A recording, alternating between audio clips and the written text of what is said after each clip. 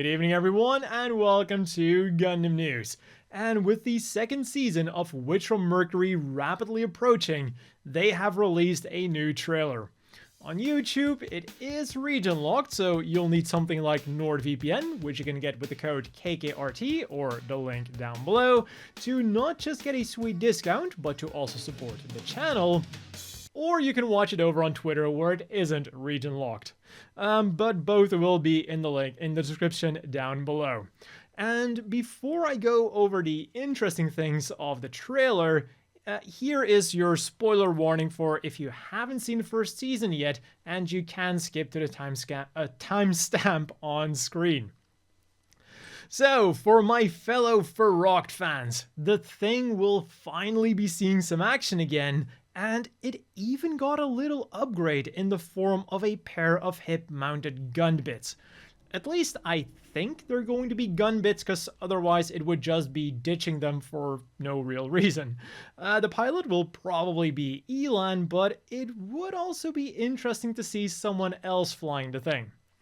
And another machine that is finally going to be seeing some more action is Lauda's Delonza, and this time it seems like it's actually going to be Lauda piloting the thing and fighting against Suletta.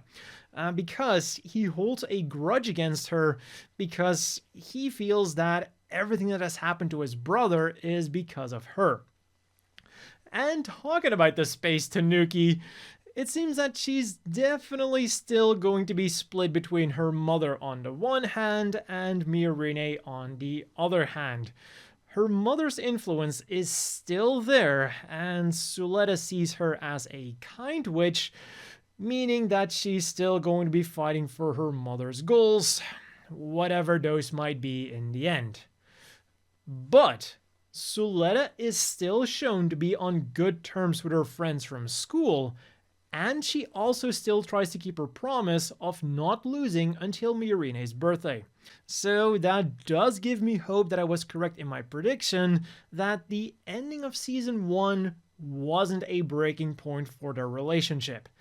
It was an extremely high-stress situation, but it could still be talked out, and I guess that is what they did. For the new mobile suits that we saw then, we have this chonker with his 4 beam sabers, this very Full Metal Panic-inspired mech, especially the head, which is also using a very interesting looking, but very minimalist sub-flight system. But hey, it's got thrusters, it's got 2 beam cannons, and it looks like the front is a blade, so what more could you want out of a sub-flight system? Then there's Witch from Mercury's version of the A-Guy, with an extra beam shield, and another chonker that looks like he has a V-fin, so I wonder what's going on with that. Oh, and the music that you hear in the trailer will be the new opening theme, by Yama. And if you want a cute video to recap the first season, Gundam.info also released a video with highlights set to the first ending theme. And on the Gunpla front, the big news again came from Witch from Mercury, with one new announcement and a lot of upcoming kits shown off. Although, to be fair, the new kit is just a slight recolor of the regular high-grade aerial. In order to recreate the Permet Score 6, the Gundam system and everything related to it is now molded in blue instead of red. But alongside the announcement, we did already have a completed prototype that was shown off at the Witch from Mercury Expo. More details will be revealed at a later date, but we do already know that it is, of course, a P-Bandai. Surprise, shock, I know. And other than the blue coloring, it does seem to be identical to the regular release, so the price will most likely be identical too. Minus the P-Bandai tax for people who don't have P-Bandai in their countries. And we also got to see the other upcoming Gunplas at the Witch from Mercury Expo, like the Lfrith Thorn. Well, it was upcoming when I was writing this part of the script. I'll get back to that in a second. The Delanza Sol, Zaward Heavy, Heinrichsturm, Demi-Barding, the machine that is still known as the Witch from Mercury new product, and the Schwarzette, which looks like it's had a pretty substantial color change from the promotional images. Now it's an off-white, whereas previously it was shown as more of a gray with a purple shine to it. Granted, I guess it does go better with the skull motif that the head has going on, because the off-white is a more skeleton-like color, but the gray-purple color made it feel more mysterious and badass. But back on the positive side, we got to see the full mechanics Ariel in all of its chonky and detailed glory. I really can't wait to see how that Gundam system looks in person. Like, the high grade already had a really cool chest, but this thing looks like it's going to be awesome everywhere. And around the same time, we also got its box art and official release date. It'll be coming your way on April the 22nd, and we also already got the release date and box arts for the Delanza Sol and the Zaward Heavy, being April 8th. And over at Japanese P-Bandai, we've got a resale of the Master Grade Power Gym and Gym Cannon, and a third wave of reservations for the high grade full armor Gundam from the Origin. And for the figure news, we again go back to the Witch from Mercury Expo, because in addition to Gunpla, they also showed off some new figures. First up, we've got the prototypes for the Rukappu, or look-up figures of Guel, Elan, and Shaddiq, which definitely have an uncanny feeling about them in their unpainted state, although I wonder how much painting is really going to do for some of them. I really don't want to have Shaddiq looking up at me at any point. Then we had the MS Girls and Boys acrylic stands. They showed off the upcoming Miorine prize figure, but most importantly, they announced that the upcoming Gundam Girls Generation figures will be of Suletta and Miorine. But unfortunately, that is literally everything that we know about them at the moment. They just use their profile art as stand-ins, and there is no word on a release date, price, or even a date when we'll get more information on them. But hopefully we'll get it soon, because the recent track record of Gundam figures has been extremes. Extremely good, or extremely bad. Like, we've got some really big misses, like the GGG prize figure or the Gundam Girls Generation M-Machine. Like, M-Machine didn't look ugly, but it just didn't look like M-Machine. It was someone cosplaying as M-Machine. And talking about ugly figures, they also showed off the SHFiguarts of both Suletta, who looks fine, and Miorine, who does look better than her first appearance, but there's still something about this figure that feels off, especially when you compare her to her Bandai model kit. But this, of course, still wasn't everything that was shown off at the expo. We also got some really awesome dioramas of key moments in the series, but unfortunately not the marinara making scene. We have pictures of the various available drinks, including the tomato soup and the random coasters that they handed out, and there's also the photo spots. Take a picture with either the main cast or Suletta and the Ariel from the amazing promotional video.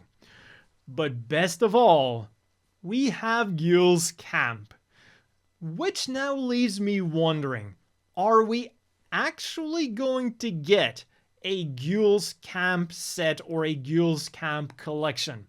Because remember, in the past, we did already get a Zeon-themed tent. So getting this Guel's camp stuff would be totally within the realm of Gundam merchandise possibilities. And heck, I just gave the tent as an example, but they've done so much crazier stuff. And if you want to have a look at all of the pictures, I will have them linked down below. And the Witch from Mercury figure news didn't just stop with the expo, because on Friday, it was also announced that the Gundam Aerial Rebuild will be getting a Robot Spirits version anime figure, with more details coming soon. And this still isn't the end of the Witch from Mercury news. Animate will be giving out random illustration cards for Witch from Mercury related purchases. On March 25th, the Gundam.info YouTube channel will be doing a Witch from Mercury marathon as a live stream. And Suletta and Miorine are going on a Japanese sightseeing tour. Every day, they're visiting a new famous location in one of the 28 prefectures where MBS/TBS stations are located. These, of course, being the TV channel where Witch from Mercury is being broadcast on in Japan. And when they visit their final spot, the second season begins. If you want to keep up with the Paris travels, you can either follow the official Witch from Mercury Twitter account, which I'll have linked down below, or you can use the dedicated hashtag, which I will also have linked down below. And I highly recommend you checking them out, because they even went the extra mile by recording dedicated dialogue for the pictures. It's not long, but it's just really cute to listen to. On the gaming front then, in Gundam Battle Operation 2, the narrative Gundam B packs and Gun Cannon Aqua Thunderbolt version have joined the fun, and they've also launched a promotion to celebrate over 5 million downloads. In Gundam Breaker Mobile, the An Evil Spirit Throws Space into Chaos event popped up again. In Gundam Extreme vs. 2 Cross Boost, Graham's custom flag flies to the occasion.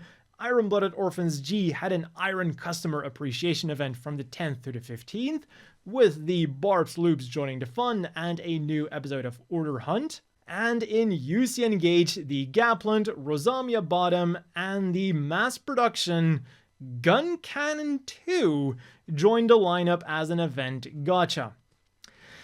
And I would just like to draw your attention to the mass production Gun Cannon 2.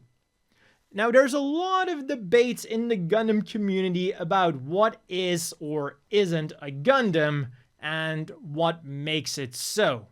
But I think we can now start a new debate. What is and isn't a gun cannon, and what makes a gun cannon and not a gym anymore? Because clearly, this thing is just a Gym Sniper 2 with some extra stuff glued onto it. The leg thrusters of the Alex, 2 shields with double cannons, a sensor, and an extra cannon for good measure, because with 5 cannons, you gotta hit something. And at least it looks like that extra back-mounted cannon is the same, or at least a development from the cannon used by the regular gun cannon 2. And last but not least, various Bamco games, including Gundam games, are currently on sale on the PlayStation Store and the Nintendo eShop. In other news then, it's been brought to my attention that in Creed 3, the Perfect Rate Astray Red Frame makes a cameo. To celebrate both Gundam Narrative and the new Bamco arcade in Akihabara, you can generate a life-sized AR Narrative Gundam with your smartphone to take pictures with. A new Sunrise World will open up in Ikebukuro, which is basically like a Sunrise Museum, with a free area, a paid area with like changing special exhibitions, and of course, a souvenir store where you can buy some Sunrise swag like t-shirts, bags, keychains, etc. And there really is a wide range of series here, going from Gundam to Cowboy Bebop to even Cyber Formula. Then we got some more stuff on the G-Fighter Mobile Suit Girl. We get to see it combined into the G-Armor, we get to see the individual components, and we also got some fun extra information, like how the G-Armor isn't controlled by the RX-78-2 Gundam Girl, but by the learning computer. And while the Gundam Girl herself wants to pull off the risky mid-air conversions in mid-combat, the learning computer doesn't, which then leads to arguments between them in combat. I want this to be turned into an anime, or at the very least, a manga. And pre-orders have opened up on P-Bandai for the SD Gundam Gaiden Premium Edition card-ass set. There's 30 cards in a set for 3,960 yen, 30 US, and they'll be coming your way in June. As for the things you could get this week then, from the 10th you could win one of these cola-flavored character taps from Crane Machines in the Gundam Park Fukuoka that come in 5 different packages featuring the life-size new Gundam statue.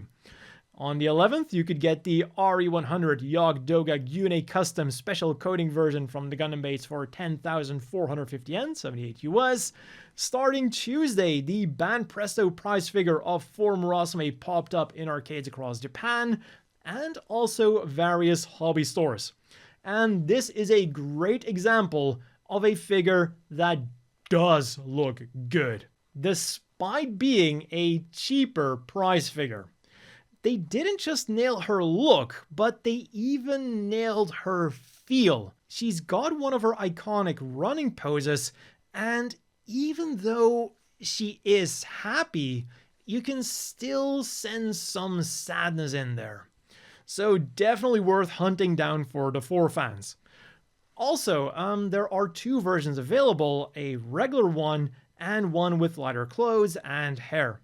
And then finally, today, you could get a lot. There's the high-grade Ariel rebuild for 1,870 yen, around 14 US, which you might want to combine with the previously released Mirasol set, because that set does come with open hands, which the rebuild does not. There is the Lfrith Ur for 1,760 yen, around 13 US, with its very unique proportions. But it does come with a nice gun and Advance of Zeta inspired shield, so it's not all bad. And the color scheme is also really nice. Then there was the SDW Heroes Dominant Superior Darkness Dragon for 1,320 yen, 10 US. And this thing definitely looks very impressive after you're done with all of the silver painting. And finally, there were 6 types of Waterslide decals for 550 yen a pop, around 4 US. General Purpose Witch from Mercury number 1, General Purpose Witch from Mercury number 2, General Purpose Witch from Mercury number 3, General Purpose Original Gundam Side Stories number 1, General Purpose Original Gundam Side Stories number 2, and Real Grade God Gundam. Moving on to this week's reading material then, there was the April issue of New Type featuring a special on Witch from Mercury's first season, Big Comic Superior number 7, in which Gundam Thunderbolt is being serialized, and then the Hobby Japan Mechanics Archive Char's Counterattack, featuring a really nice combination of model kits and also information on the mobile suits themselves. In this week's apparel news then, Cospa kicked things off with their announcement of the Prospera eye mask, which will set you back 1,540 yen, 12 US, and the dual shirt, which will set you back 3,300 yen, 25 US, and is available in either vanilla white or black. All 3 items will have a regular release in May, but you can also get them earlier through some pre-sales. There will be one at Anime Japan 2023 on March the 25th and the 26th, and then from early April, you can get them from the Cospa official online store. Bunkore then started on Sunday with some t-shirts to celebrate Gundam NT. For 3,850 yen, 29 US, you can get one with either the Narrative Gundam A packs, Narrative Gundam C packs, Phoenix in Unicorn mode, Phoenix in Destroy mode, Sinanju Stein, or the Neo Zeong 2. On Monday then, they released a spelling mistake with the Acrylic logo display X, which from Mercury I was about to say normal size, but as you can see, it is the Noamal size. Or if you're more of a Guel stan, you can also get the Jeturg Dorm acrylic logo display X. Whichever you go for, it'll set you back 1,320 yen, 10 US, and just like the t-shirts, they're slated for a May release. And also slated for a May release is this Celestial Being cushion that can be yours for 4,950 yen, 37 US, or these amazing looking Gundam boxer shorts. For 3,300 yen a pop, 25 US, you can get them in RX-72 Gundam, Gun Cannon, Wide Base, Earth Federation, or Principality of Zeon. They really missed the chance here to make a Char custom version to make you 3 times faster at insert your own joke. And to go along with the Federation and Zeon designs, you can also get a bath towel for 4,400 yen, 33 US, or a face towel for 2,750 yen, 21 US. And now let's quickly wrap things up with the polls. A few weeks ago, Gundam.info wanted to know basically which Gundam Meister is the best husbando. And unsurprisingly, Lock-On took home the victory with 66.6% of the votes. It's been a while since we've seen such a decisive victory. And the other places were equally decisive, with Alleluia coming in second with 15.8%, Sets in a third with 10.8%, and T-Area getting only 6.8%. That being said, the author opened this Valentine's Day and White Day related article by saying that they haven't received a single chocolate this year, so if not for these polls, they would have completely forgotten about Valentine's Day and White Day. It's okay, Gundam.info writer-son. I'm sure many of us are in the same boat. So let's put that depressing thought to the side and have a look at the currently ongoing poll, which is one of the most difficult ones that I've seen so far. Which of the 3 original Gundam movie posters do you like best? So not the movies themselves, but their artwork. For the first movie, we just have Amuro and the Gundam. For the second one, we have Amuro, the Gundam, and Char. And for the third one, we have Amuro, the Gundam, and Lala. And everyone seems to be having an equally hard time deciding because the standings so far on the official website and the Twitter version of the poll are the exact opposite of each other. On the official website, all 3 of them are extremely close, with the first one being first, the second one being second, and the third one being third. Whereas on Twitter, the first one is dead last, and by a substantial margin. The second one is still second, and the third one is in a pretty comfortable lead, so it's going to be really interesting to see where this poll ends up. And of course, if you want to vote for yourself, I will have the links down below. And that has been all for this week's Gundam news. As always, a big thank you to the Patreon supporters. I hope everyone watching has a great evening, and I'll see you all next week with more Gundam news.